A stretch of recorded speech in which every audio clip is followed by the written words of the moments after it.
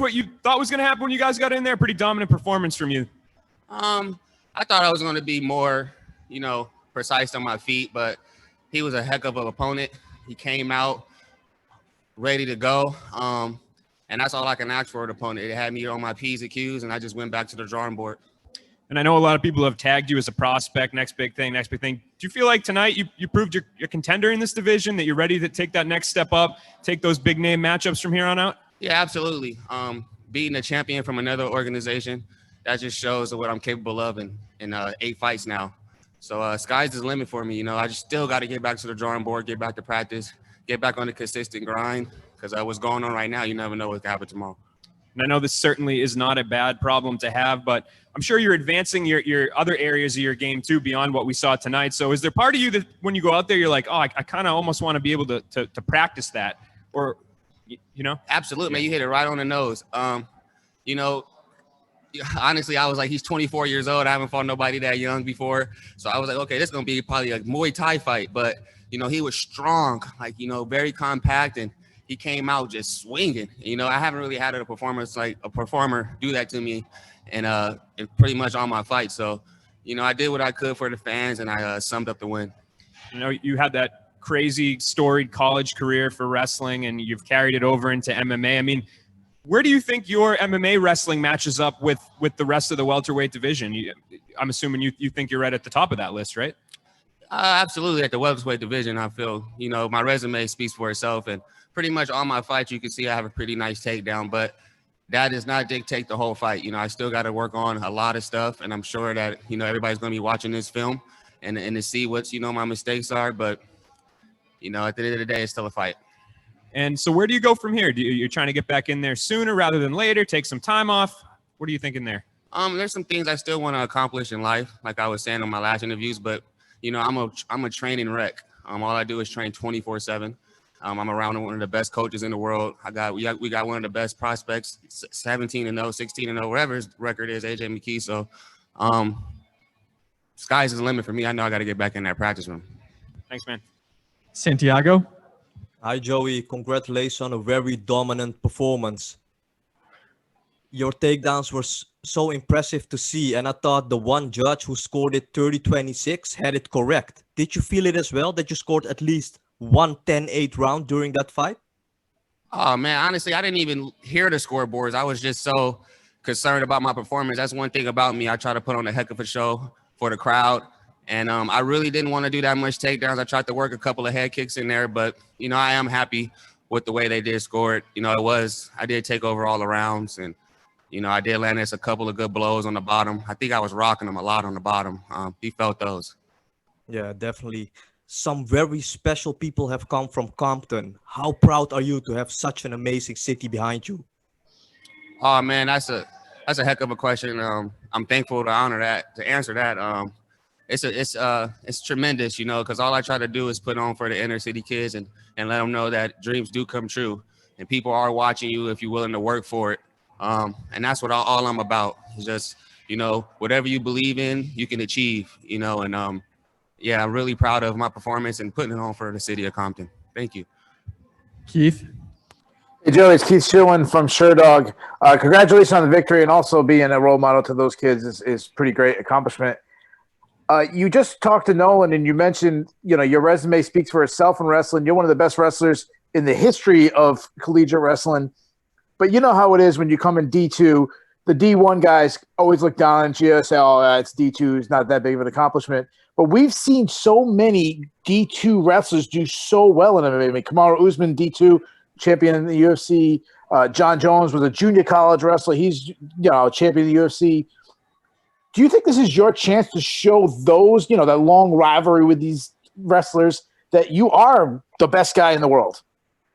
Yeah, absolutely. And it's all competitiveness. We got a lot of boxers, or Muay Thai guys that be like, they're not going to take me down. You got jiu-jitsu guys who just think they're the best overall, and you got the wrestlers, who they say dominate the sport. But at the end of the day, it's all competition. And when we're in the same arena, you could just feel the vibe. You could just feel like, okay, this guy's a jiu-jitsu guy. You could just, this guy's a stand-up guy. And, and all the wrestlers, pretty much, we walk around together and we come as one for the most part, from my standpoint of view. And it is awesome, but I don't carry that chip on my shoulder because, wrestling is done. Now I'm just trying to become a mixed martial artist and grasp all those skills and master it. So and that's a hell of a thing to accomplish, but it's worth a try. One last question for you. You said in the pre-talk that you feel like you're ready for a big step up in competition. The division you're in is really good talent.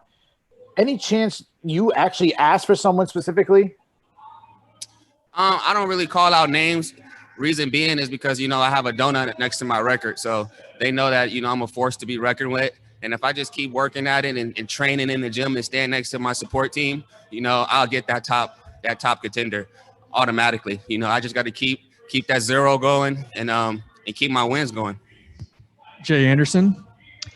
Hey, Joey, congrats on the win. I just want to go back to something you said tonight and on the media day. You've kind of touched on it. You said on the media day, there's more to life than fighting. You mentioned tonight that there's other things you want to do. Can you just give us some insight on that? Where those comments come from and what is it that you're looking to explore? Well, it comes from just my parenthood and where I come from. And growing up, I was always doing wrestling camps. I was always, helping the community out. It was just something that was just brought to my attention at a young age. And as I'm an MMA fighter, and as Bellator found me, I feel that I can accomplish those goals much funner and much easier, by just keep winning and keeping that zero next to my name. All right, thanks very much. Donna. Hey, Joey, congratulations on the result. I mean, what a performance. The way that Bobby was talking going into this fight, he almost had me convinced that this result was going to go the other way.